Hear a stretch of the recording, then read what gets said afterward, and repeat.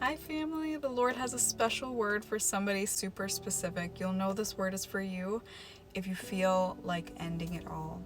You feel like you don't want to be here anymore, and the Lord is saying, it's better for you to be here because I have more for you. Family, God spoke to me so strongly in my alone time this morning with Him, and I just wrote and I wrote and I wrote. I'm going to share with you what He spoke to me. Heavenly Father, thank you for every person watching and that you're handpicking each and every individual that's coming across this video.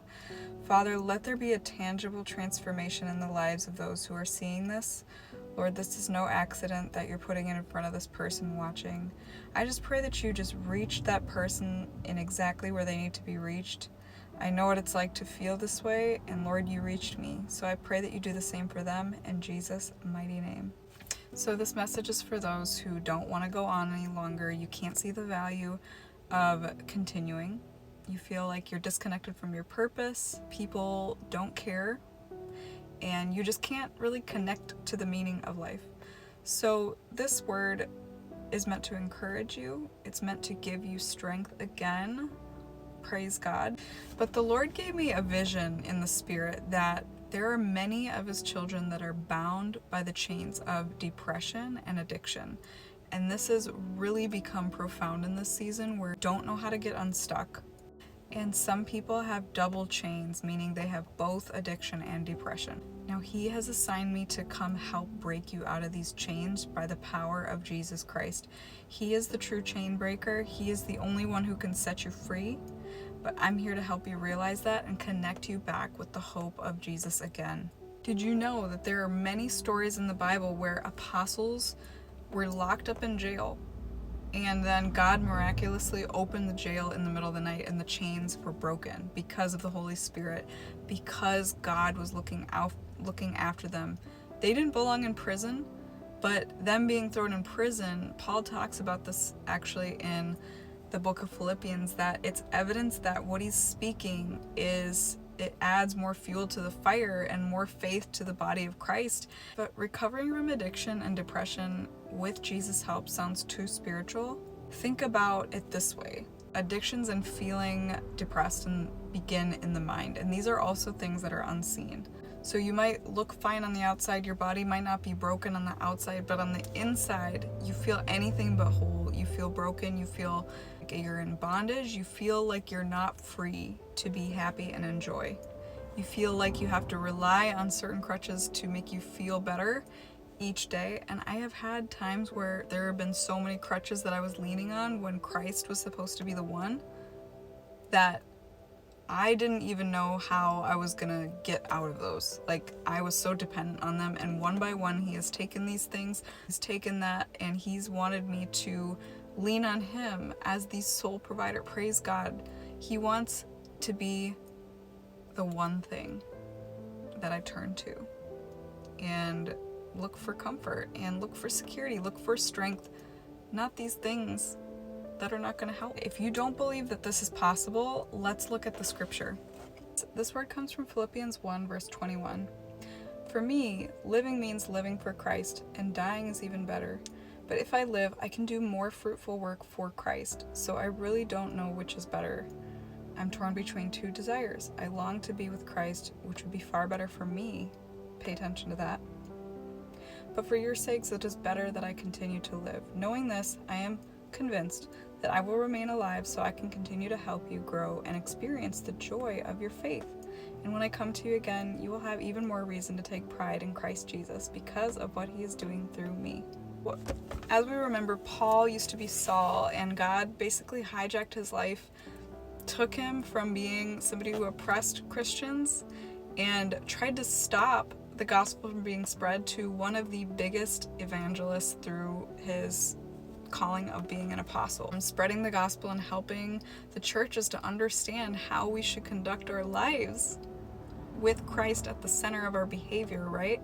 A lot of the books where Paul is the person speaking, these are letters to churches, and he's reminding us and that remind us how to live our lives in alignment with the way that Christ would live. I noticed when I was reading this, and this is kind of where the word comes in, is people who are called two big things in the kingdom.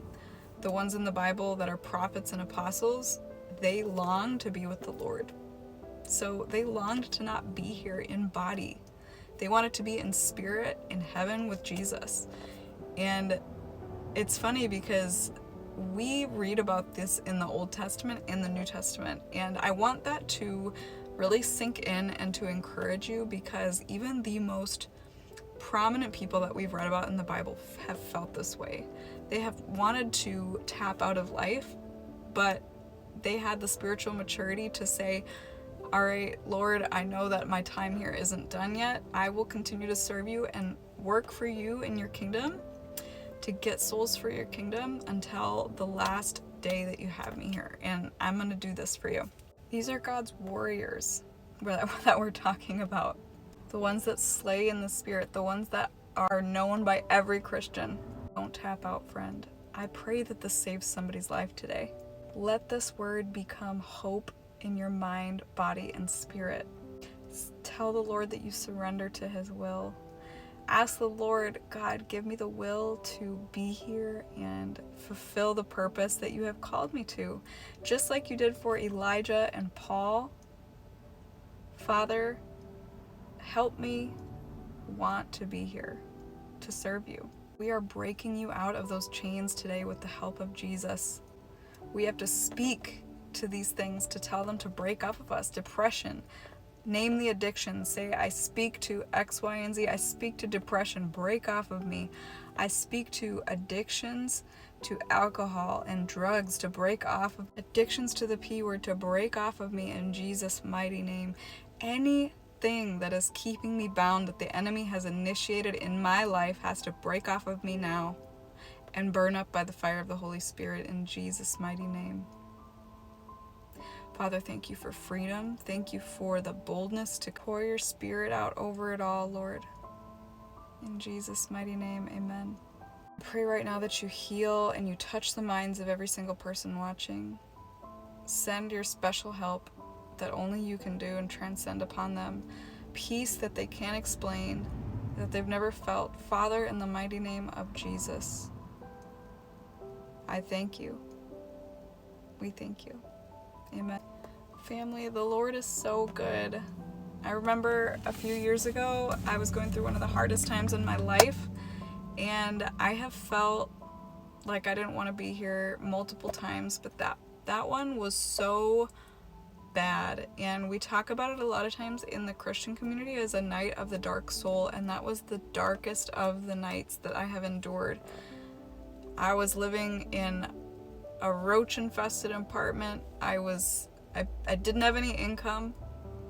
I was going through a season of unemployment. I was trying to do everything that I could. Right before God gave me an incredible opportunity, I was driving food delivery. I was looking for a job. I was driving DoorDash, and I felt so embarrassed at where my life had gone. I knew that God was with me, but I just didn't understand why I had to go through that level of embarrassment. And it was like a huge test and trial in my life. But after that, something so amazing happened that it just completely, I don't know, it was just one of those moments where it was like God brings a breakthrough in every single area of your life, and you're like in reverence and awe of the Lord. And I pray that you have one of those moments. In Jesus' mighty name. Family, if this blessed you, leave a comment, stay connected so you don't lose the pulse on what God is trying to do. I invite you to pick up one of the two guides or both. One of them is a free resource, 7 declarations to break agreements with addiction and depression. This goes a little bit deeper into the things that we prayed about today, and it can really help you when you are getting your mind right. There is power in our words, and that's going to help you, because when you say certain things and activate your spiritual atmosphere, more chains break off.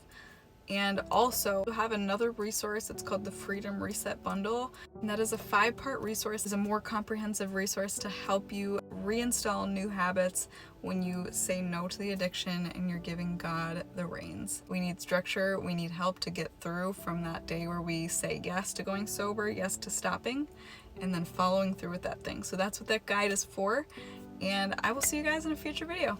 Bye!